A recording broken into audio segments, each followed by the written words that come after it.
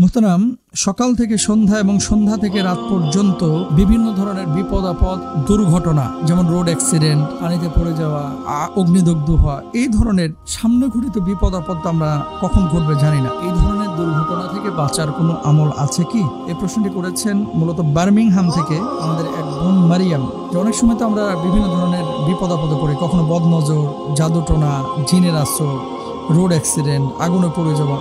তো রাসূল সাল্লাল্লাহু আলাইহি ওয়াসাল্লামের কোনো আমল আছে কিনা যে সমস্ত বিষয় থেকে বেঁচে থাকার জন্য? নবীজি সাল্লাল্লাহু আলাইহি ওয়াসাল্লাম কিছু কিছু আমল পরিবারের সবাইকে করার পরামর্শ দিতেন এবং সাহাবী রাদিয়াল্লাহু আনহুম আজমাইনদেরকেও নবীজি সাল্লাল্লাহু আলাইহি ওয়াসাল্লাম এই আমলগুলো করতে বলতেন। তো নবীজি সাল্লাল্লাহু আলাইহি ওয়াসাল্লামের থেকে গ্রহণযোগ্য সূত্রে আমল দুটি বর্ণনা হয়েছে। দুটি আমলের কথা আল্লাহ রাসূল সাল্লাল্লাহু আলাইহি ওয়াসাল্লাম বলেছেন, কেউ যদি আমলগুলো করে তাহলে সামনে যে ঘটিত বিপদ আপদ, এই বিপদ আপদ থেকে আল্লাহ সুবহানাহু ওয়া তাআলা তাকে হেফাজত করবেন। সকাল সন্ধ্যা দোয়া পড়া। দেখেন, আবান ইবনে ওসমান বলেন, আমি আমার বাবাকে বলতে শুনেছি রাসূল আকরাম সাল্লাল্লাহু আলাইহি ওয়াসাল্লাম বলেছেন, যে ব্যক্তি প্রত্যেক সকাল সন্ধ্যায় 3 বার করে নিম্নোক্ত দোয়া পড়বে, কোনো কিছু তার ক্ষতি করতে পারবে না। দোয়াটি কি?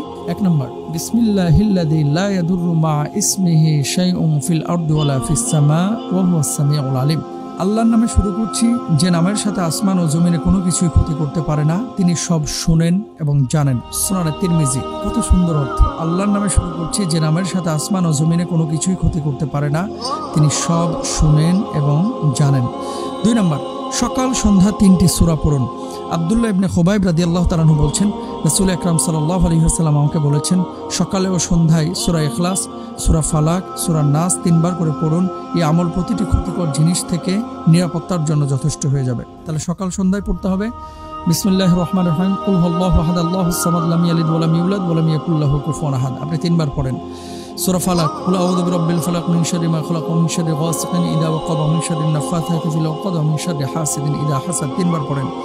এরপরে পড়েন, কুল আউযু বিরাব্বিন নাস, মালিকিন নাস, ইলাহিন নাস, মিন শাররিল ওয়াসওয়াসিল খান্নাস, আল্লাযী ইউওয়াসওয়িসু ফি সুদুরিন নাস মিনাল জিন্নাতি ওয়ান নাস। এই দোয়াটি আপনি 3 বার পড়েন।